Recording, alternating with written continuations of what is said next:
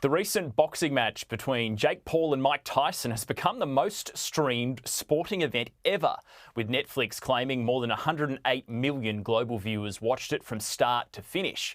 Jake Paul and Nakisa Bidarian are the co-founders of the production company Most Valuable Promotions, which put on the event. I spoke to Nakisa about the business of sport earlier today. That was our objective from a U.S. perspective when it came to the overall stream. We did the deal with Netflix in November of 2023, and we had two key metrics we wanted to hit. One was to beat the Peacock NFL stream record that happened earlier in 2024, which was 23 million streams in the U.S. And the other was to have the most viewed women's sporting event in U.S. history, which was held by Fox and the Women's World Cup in 1999. And I'm proud to say we achieved both of those targets handsomely and surpassed them. More than that, as you and I briefly talked about earlier, it was a global phenomenon, and it was a highly streamed event in over 75 markets. Yeah, what do you put the success down to? Was it simply well marketed, or because on paper, most people would probably have expected Jake Paul to win that fight? Well, I think if you look at the sentiment here in the U.S., there was definitely two sides of that, right? There was a lot of people who thought Mike Tyson was going to kill Jake Paul. And there was a lot of people who thought Jake Paul was younger and he should win. And the biggest thing that reflects that is the sporting odds. The odds were actually relatively close from the outset. Most high-profile boxing events are actually a lot more lopsided in terms of how the sportsbook looks at the relative outcome, which guides how people think about the event. For me, this was a unique combination of two athletes that touched six different generations, from the beginning boomers of the 1940s to Generation Alpha, which is the generation that Jake kind of attaches himself most to as well. Then just give us a sense of everything that had to happen behind the scenes for this to go ahead, all the contracts you had to negotiate and the paperwork you had to get through to get this deal done and get this fight on the air. Look, we had a tremendous relationship with Netflix prior to signing this deal last November. We had done a documentary on Jake Paul called The Problem Child with them. And on the back of that, we started discussing putting on the first ever professional live sporting event on Netflix. They've done some live events, but not a professional live sporting event. We just did it. The next one's the NFL on Christmas Day.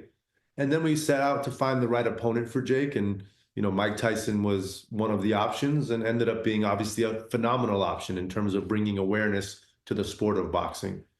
I would say the rest of it, honestly, was standard business practice of finding the right fighters, trying to explain why this was a unique opportunity, why it made sense for them in their careers. And yeah, the outcome speaks for itself. Yeah, it was number one here in Australia. So we loved it here as well. My wife is Australian. My family as such is Australian. I'm a Adelaide 36ers fan. So when I saw that it was number one in Australia, that made myself and my family very happy. The countdown show, when it first came out, it was number 3 in Australia. And I said to my wife, Vanessa, babe, I need something more from the homeland. Like, we got to move up on the charts. And she's like, I promise you, babe, we'll be number 2 in a couple of days. And we were number 2 in a couple of days, and we were number 1 a few days later. And that was the show leading up to the actual fight. So I appreciate the support that Australia showed for the event. And I couldn't be more excited to do more there. Well, I'm a Sydney Kings fan, but look, Adelaide 36ers are a great team as well. Look, there's a lot of people from overseas and NBA players potentially looking to buy into the National Basketball League. I mean, as a league, what do you make of it compared to, you know, other leagues around the world, such as the NBA? I can't speak to the business of the league. I can tell you I've been to a few 36ers games, and I thought they put on a great show. The environment was very exciting. The music, the performances, all kind of like a great production and a product that makes sense, right? Something that kids and the elderly can enjoy. And the talent level wasn't NBA level, but it was very premium product. So I think there's a lot of opportunity there. And I was excited to go to the game, and I look forward to seeing more. Yeah, here in Australia, we've got Aussie rules football, quite a niche sport. It's not too popular in other countries around the world, but Adelaide Pros. Adelaide Crows have been okay, but what about the appeal, though, of boxing? It seems it doesn't matter what culture you are, wherever you are in the world. What do you think it is about boxing that makes everyone want to tune in and watch it? Look, boxing is most popular in the US, the UK, and Australia, right? Those are the three markets that over-index, if I'm being fair. But what's special about boxing, first of all, as you said, it's extremely easy to understand.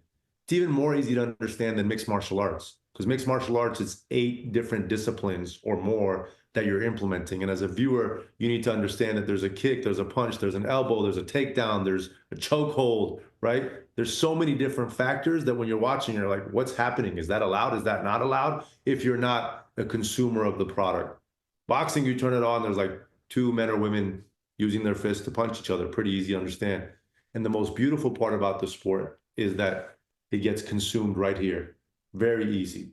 The number one point of consumption for content is mobile phones. Watching Aussie Rules football or American football or soccer or just about any sport on your phone is not a great viewing experience. Watching 2 men or women competing in a boxing match in a fairly confined space, close, personal, that's a great viewing experience on mobile. So I think it has so much opportunity going forward on a global basis.